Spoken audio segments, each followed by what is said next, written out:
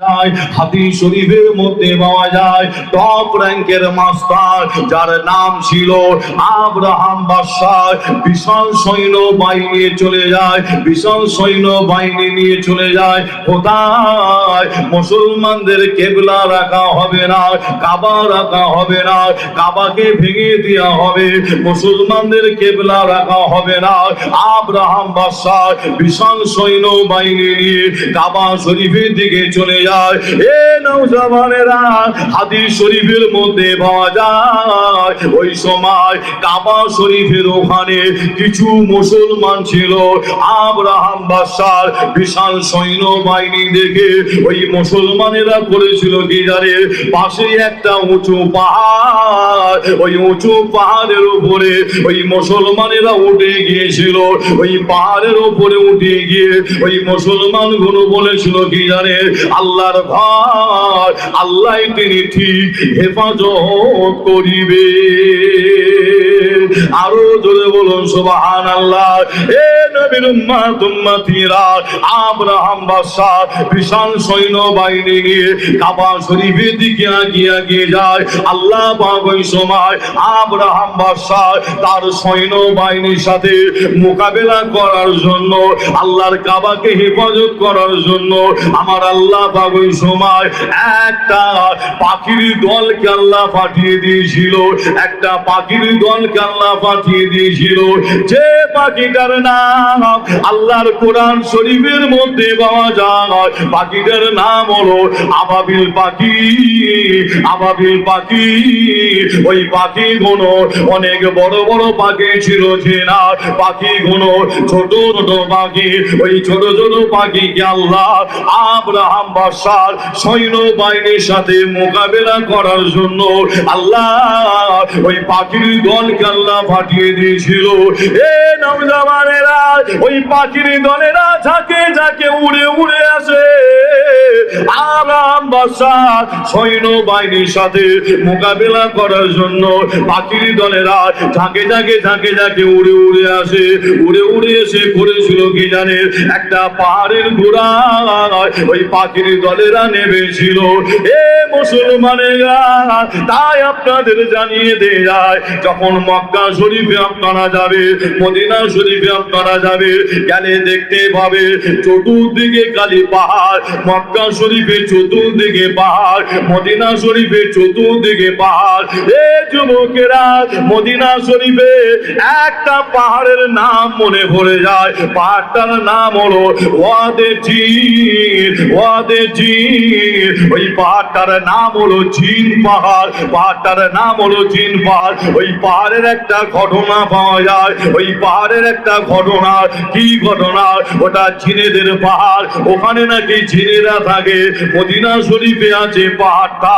এ যুবকেরা, যদি মনে করেন আজকে পাহাড়টা মোবাইলে দেখবো, মোবাইলে ওয়াদে জিন বলে সার্চ করলে আপনারা এই মুহূর্তেই পাহাড়টা দেখতে পারবেন।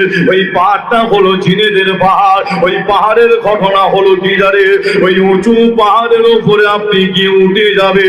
ওই পাহাড়ের উপরে উঠে গিয়ে ওই পাহাড় থেকে, উঁচু জায়গা থেকে কোনো ভারী জিনিস যদি নিচুর দিকে ফেলে দেয়, ওই ভারী জিনিসটা নিচুর দিকে নামবে না, অটোমেটিক ওপর দিকে উঠে যেতে লাগে। আরো জোরে বলুন সুবহানাল্লাহ।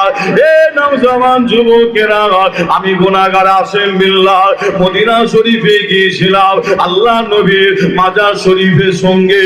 মদিনার মসজিদ, মসজিদুল নববী, ওই মসজিদুল নববীতে ফজরের নামাজ পড়ে আমরা বেশ কিছু হাজী সাহেব মিলে ওয়াদে জিন, ওই জিন পাহাড়ের উপরে গিয়ে উঠলাম আমরা পরীক্ষা করার জন্য।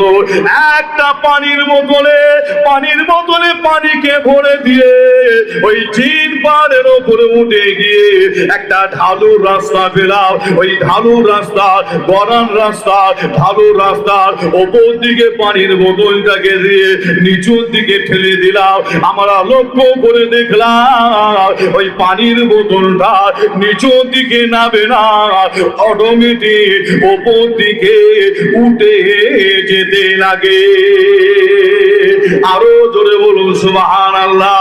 এ নবীর উম্মত উম্মতিরা, আল্লাহ পাক কাবা শরীফকে হেফাজত করার জন্য আল্লাহ ওই আবাবিল পাখিকে পাঠিয়ে দেয়। ঝাঁকে ঝাঁকে পাখি উড়ে উড়ে এসে পাহাড়ের গোড়ায় নেবে। তারা ঠোঁটে করে, মুখে করে ছোট ছোট পাথর তুলেছিল। টপ র্যাঙ্কের মাস্তানের সাথে মোকাবেলা করার জন্য ওই পাখির দলেরা ছোট ছোট পাথর মুখে করে নিয়ে আল্লাহর আসমানে উড়ে গিয়েছিল। পাখির দলেরা উড়ে উড়ে চলে যায় কোথায়? আব্রাহাম বাদশাহ সৈন্য বাহিনী নিয়ে কাবা শরীফের কাছে কাছে চলে যায়। ওই পাখির দলেরা উড়ে উড়ে গিয়ে আব্রাহাম বাদশাহ সৈন্য বাহিনীর মাথার উপরে, ওই পাখির দলেরা মাথার উপরে গিয়ে ওই পাথরগুলো আব্রাহাম বাদশাহ সৈন্যর মাথার উপরে ফেলে দিয়েছিল। ওই পাথরের গতিতে আব্রাহাম বাদশাহ সৈন্য বাহিনী ধ্বংস হয়ে গিয়েছিল।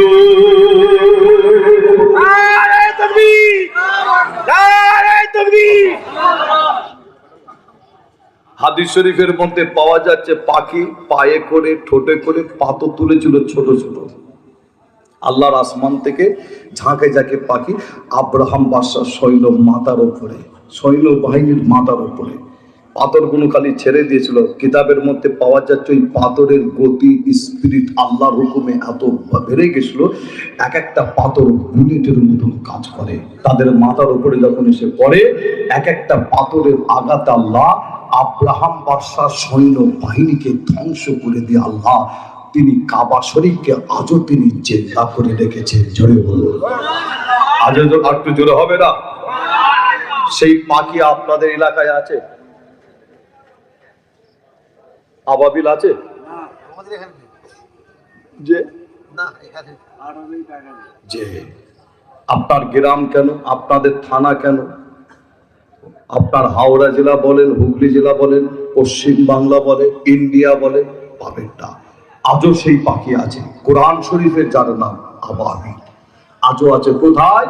মক্কা শরীফে হাজী সাহেবরা জানা চান কাবা শরীফের ওখানে। আমি গুনাহগার কাবা শরীফ তওয়াফ করে কাবা শরীফের চাতানে বসে আছি, কাবা শরীফটা আমি দেখছি। কাবা শরীফের চাতানে বসে বসে কাবা শরীফটা আমি দেখছি, লক্ষ্য করে দেখছি কাবা শরীফের চতুর্দিকে একটা পাখির দল ঘটে। সেই পাখি, যে পাখির নাম আল্লাহর কোরআনের মধ্যে পাওয়া যায়, সেই আবাবিল পাখি আল্লাহর কাবার চতুর্দিকে ঘুরছে। এমন ভাবে ঘুরছে দেখে যেন মনে হচ্ছে তারা যেন আজও আল্লাহর কাবাকে যেন পাহারা দিচ্ছেন। জুড়ে বলুন, জোরে হবে না?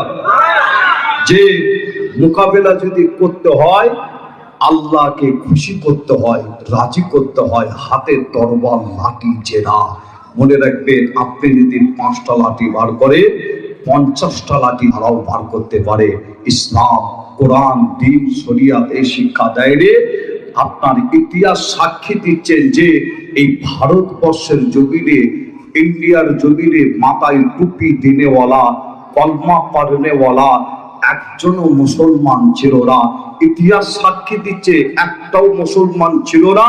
কিন্তু আমার আল্লাহ এই ভারতের জমিনে সর্বপ্রথমে আমার আল্লাহ একজন মুসলমানকে আমার আল্লাহ পাঠালে, যিনার নাম আপনারা শুনলে এক্ষুনি আপনারা ধরে নিতে পারবে। আমার আল্লাহ সর্বপ্রথমে ভারতের জমিনে একটা মুসলমানকে পাঠালে, যে তিনাকে পাঠালেন কোথায়? ইতিহাস সাক্ষী দিচ্ছে রাজস্থান, নাম শুনেছে আজমির শরীফ।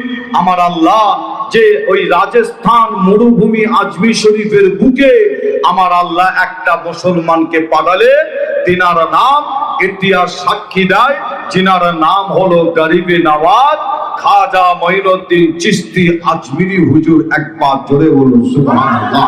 জোরে হবে না? যে খাজা মঈনুদ্দিন চিশতি আজমিরি হুজুর ওই রাজস্থান আজমির শরীফ মরুভূমি এলাকায় এসে তিনি দেখছেন কি জানেন, অনেকে খাজা হুজুরের দরবারে আপনারা গেছে, অনেকে খাজা হুজুরের মাজারে গেছে, যেহেতু আপনাদের পাশে আল্লাহর ওলি শুয়ে আছে যিনার নাম সুফি আব্দুল মুমিন, আপনাদের একদম কাছে কয়েক পা হাঁটলেই হুজুরের মাজার, তাই তো নাকি? সুফি আব্দুল মুমিন সাহেব হুজুর ইতিহাস সাক্ষী দিচ্ছে কি জানেন, যে তিনার নাম ছিল প্রতাপ চন্দ্র সেন। আপনারা অনেকেই জানেন প্রতাপ চন্দ্র সেন। আমার আপনার ঘরের বাড়ির ছেলে ছিল, যারা অন্য ধর্মের ঘরের মানুষ ছিল, বাড়ি ছিল কোথায়? বাংলাদেশ।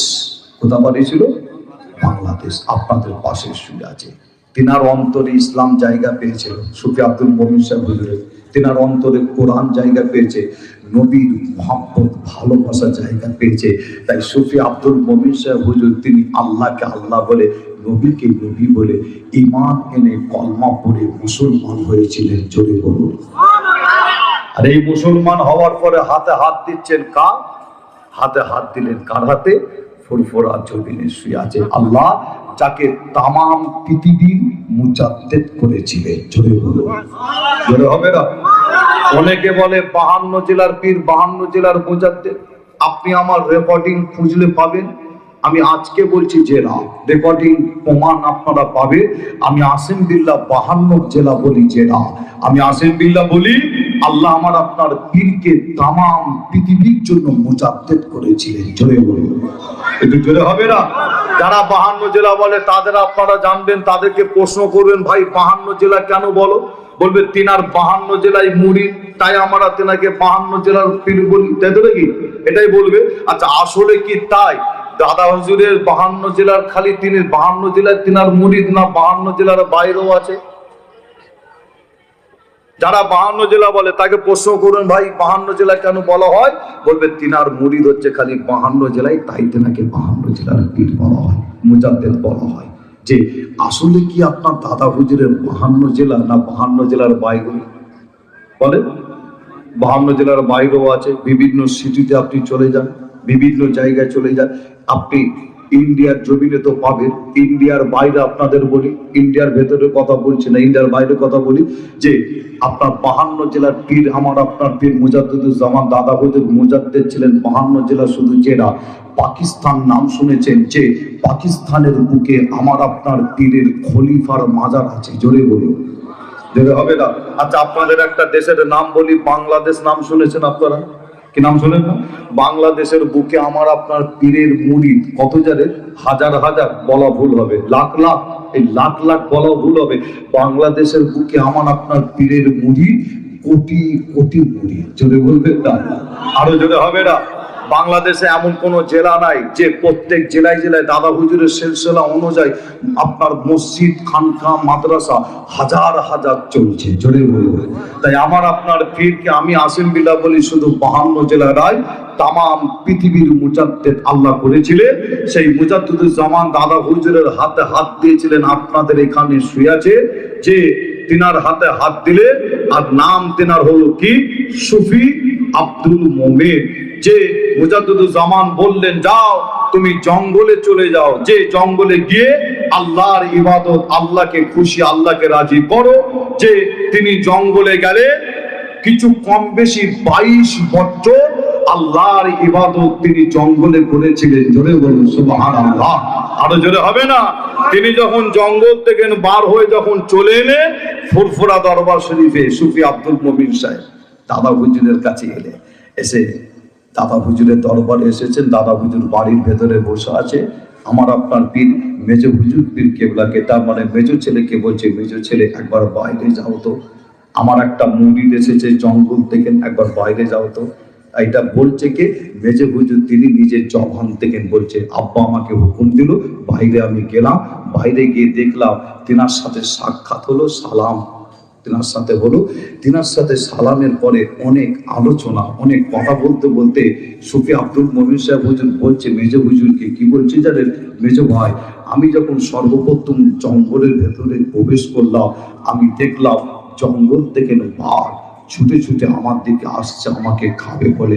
মেজো ভাই, আমি ওই সময় নিজের চোখটা বন্ধ করে বাঘকে বলেছিলাম, বাঘ আমি আল্লাহর বান্দা সুফি আব্দুল মোমেন। মেজ ভাই, আমি লক্ষ্য করে দেখলাম ওই বাঘটা সোজা আমার কাছে এলো ছুটে, কিন্তু আমার কাছে এসে বাঘটা একদম বিড়ালের মতন হয়ে আমার পাশে বসে পড়েছিল। চলে বলবো জোরে হবে না?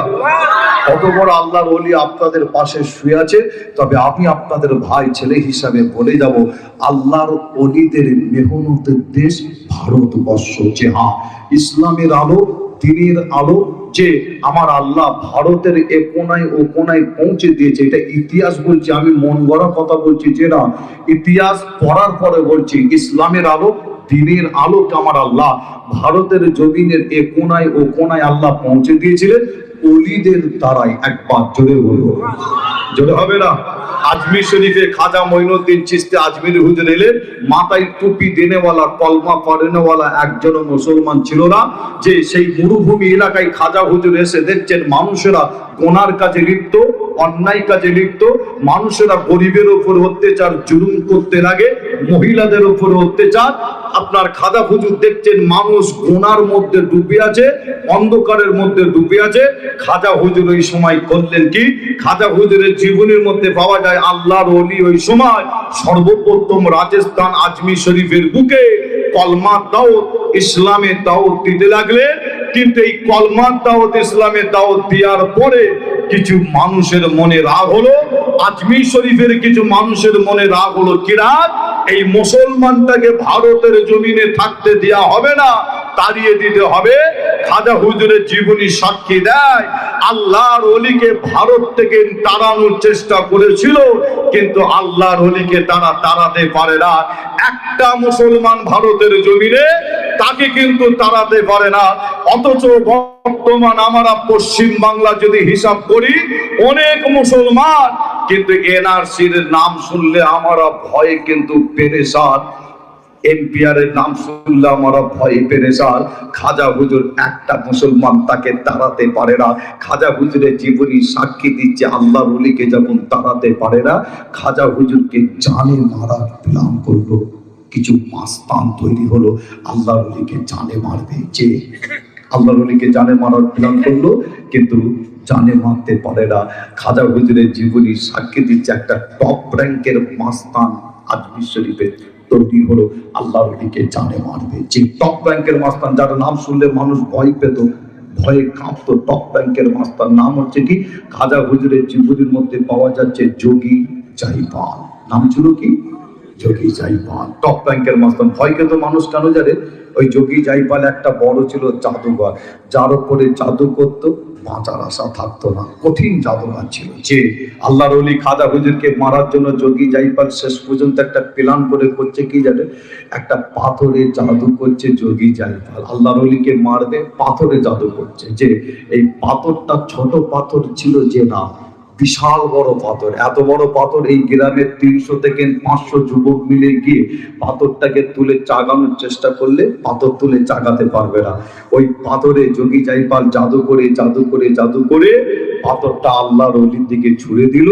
অত বড় পাথর জাদুর দ্বারাই উড়ে উড়ে আসছে, আল্লাহর ওলির মাথায় পড়ে যাবে, আল্লাহর ওলির ঘাড়ে পড়ে যাবে, আল্লাহর ওলি মারা যাবে।